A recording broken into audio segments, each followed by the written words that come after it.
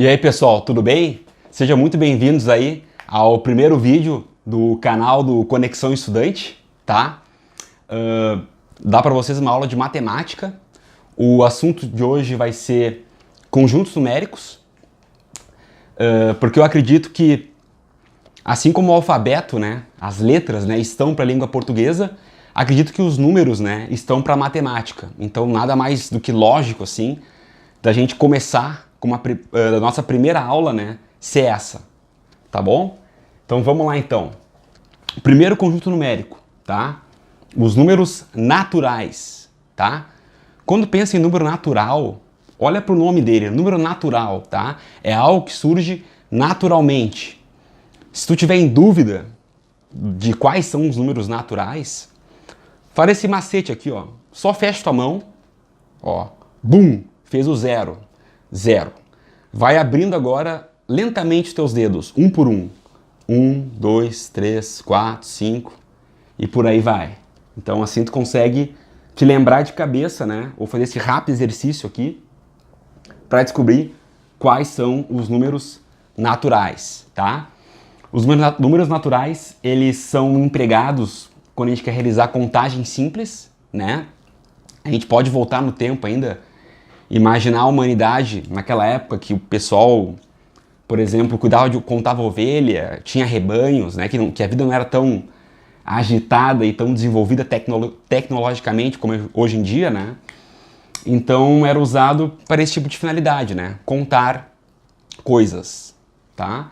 Então, conforme a humanidade foi evoluindo, né, foram surgindo os novos desafios, né, para a matemática. E um deles é lidar com dívidas, né? Como é que a gente pode representar quando uma pessoa fica devendo algo no banco, por exemplo, né? O cara foi lá e pediu emprestado 100 reais. Pô, ficou com menos 100, né? Então aí, devido ao surgimento dos sistemas bancários, né, das dívidas, né, a humanidade se viu, os matemáticos, né, viram a necessidade de criar números negativos, né? E aí a gente chega na segunda família, que são os inteiros, né, a família dos inteiros, que aqui surgem os números negativos, ó. Então, é representado pela letra maiúscula Z, né? Então temos aqui, sei lá, menos 1 bilhão, menos 500 mil, aí, menos 2, menos 1, 0, 1, 2, entende? Então, infinitos números negativos e infinitos números positivos, né? Para lá e para cá, correto? Um detalhe aqui, ó. Existem ainda subconjuntos notáveis, né, que a gente pode criar usando o conjunto dos números inteiros, né, que eles possuem esses símbolos, ó. Por exemplo, aqui, ó, tem esse símbolozinho aqui, ó, que é um asterisco, aqui um sinal de mais, aqui um sinal de menos. Para que serve isso, tá? Esses sinais, eles têm um efeito. Por exemplo, assim, ó, quando eu tenho um asterisco inscrito na parte superior, significa que eu removi o zero do meu conjunto, né? Então vocês podem observar que esse Z asterisco, ele é exatamente o conjunto Z, só que sem o zero, tá? Então o asterisco ele tem o poder de remover o zero. E isso vale para qualquer conjunto, tá? Se eu usar os conjuntos dos números racionais, por exemplo, que eu estou usando a letra Q para definir ele, tá? Se eu botar um asterisco nele, eu vou estar desconsiderando o zero. O zero não está na jogada, né? Que nem aqui, ó, o símbolo positivo, né? São os inteiros não negativos. Ou seja, são só os caras positivos aqui, ó. 0, 1, 2, 3. E segue ao infinito aí. Se a gente observar, esse conjunto dos inteiros não negativos, ele é exatamente igual aos números naturais. Exatamente igual, ó. E por fim, né, o Z-, que seria ali os inteiros não positivos, né, ele contém apenas os números negativos, os números inteiros negativos e o zero, tá? Então, tranquilo. Necessidade, então, de contagem, a gente representa usando a letra N, números naturais, faz a tua mão, bum, 0, 1, 2, 3, 4, 5, vai. Números inteiros, o Z do Zorro aí, né? Letra Z, tá? Usamos para dívidas remete aos números negativos. E só por curiosidade, brinquei com o Z do Zorro aqui, mas na verdade, a letra Z vem numa palavra alemã chamada Zahl. Não sei se pronuncia Zahl, tá? Que eu não sei alemão. Mas Zahl em alemão significa número, tá? Então por isso que a gente usa a letra Z para representar o conjunto dos números inteiros, certinho? Então, vamos adiante. Aqui, ó. Agora, vamos falar dos números racionais, tá? Os números racionais surgiram, né, quando as pessoas começaram a trabalhar com frações. Por exemplo, assim, ó, tu compra um pacote de bolacha, ou melhor, sei lá, uma barra de chocolate. Bah, meu, metade pra mim, metade pra ti, entende? Quando começamos a dividir as coisas, a quebrar os números, né? Então a fração é isso, a fração é um pedaço de um número, entende?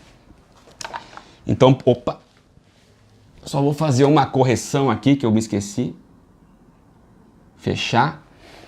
Então, por os números racionais, né, são as frações, existe uma regrinha de criação delas, né, que é o que? Essa fórmula, ó, onde o P representa o numerador, que é o carinha de cima, e o Q, o denominador, que é o carinha de baixo.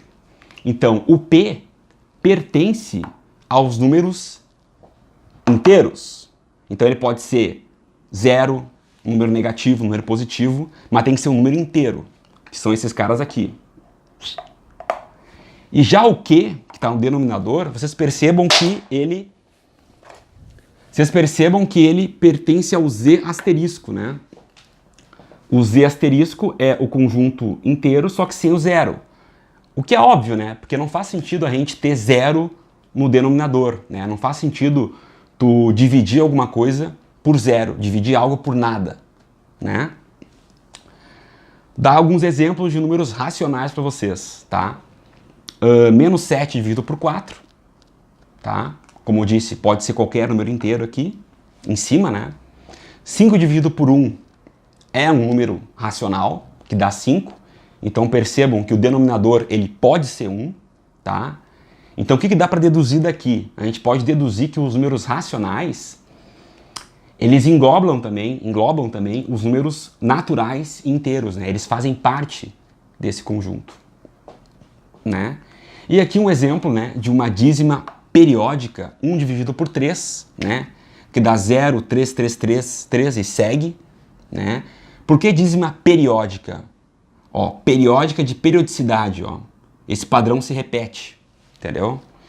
Tem alguns números que, por exemplo, que se repetem 21, por exemplo, 0,21, 21, 21, também é um exemplo, né, de uma dízima periódica, que tem uma certa periodicidade. Certinho?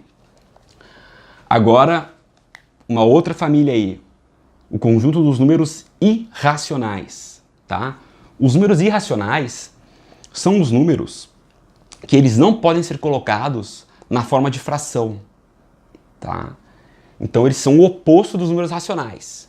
Esses dois conjuntos aqui, tanto irracionais quanto irracionais, eles não têm nada em comum, tá? Um exemplo de irracional bem famoso é o número π, né?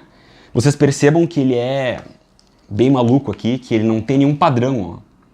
1, 4, 1, 5, 9, 2, 6 e segue mudando, entendeu? Ele não tem nenhum padrão. Assim como as dízimas aperiódicas, né? Que poderia ser, digamos, 0, 25, 7, 9, entende? Não tem um padrão de repetição, tá sempre mudando, tá? As dízimas aperiódicas, que não tem periodicidade, o número de Euler, tá?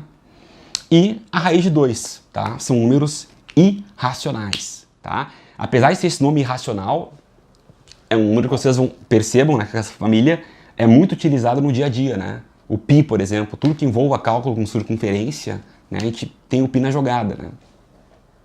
Bom, dito isso, temos ainda os números reais, tá?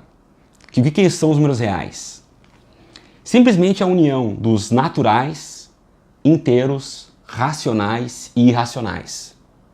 Junta toda essa gurizada aí num conjunto só, são os números reais. Tá? É a união desses quatro conjuntos que eu acabei de explicar para vocês. Ok? Também vamos ter os números imaginários, tá? Num certo momento, quando as pessoas se interessaram por extrair raízes, né, de números negativos, surgiu a necessidade de criar os números imaginários, tá? Então, números imaginários, uma das aplicações deles são para extrair raízes de números negativos, tá? Então, o pessoal aí que vai para engenharia, tá? Vocês podem trabalhar bastante com números imaginários. E por fim, temos os números complexos que junta, né, esses dois conjuntos. Tem os reais e os imaginários, né? Um número complexo, ele tem um pedaço real e um pedaço imaginário, né? Por exemplo, o número 2. O número 2 é um número complexo. Só que a parte imaginária dele é 0, então a gente não representa. Tá certo? Né? Então assim, ó, aqui nesse canto tem um diagrama em forma de árvore, tá? Que ele só ilustra, né, vamos dizer assim, a relação dessas famílias, desses conjuntos, né? Então, por exemplo, usar uma frase de impacto aqui, né? Todo número real é um número complexo, correto? Todo real, que está aqui, ó, é um número complexo. Porém, nem todo real é complexo. Porém, todo complexo é real, porque o complexo pode ser imaginário, entende? Então a gente consegue enxergar, ó, essas relações, que são conjuntos que não tem nada em comum, né? Um número imaginário e real. Assim como os racionais e os irracionais estão separados, correto? Então, pessoal, primeira aula bem básica, tá? Eu precisava partir de algum lugar aí para ter essa conversa com vocês, para iniciar aí o ensino da matemática, escolher esse assunto de conjuntos numéricos, um assunto bem básico, tá? Não percam aí as próximas aulas. E se vocês gostaram do vídeo, se inscrevam no canal, né? Deixem o famoso like aí, o joinha. Espero que tenha sido útil para vocês. Obrigado pela atenção e tchau, tchau. Até a próxima.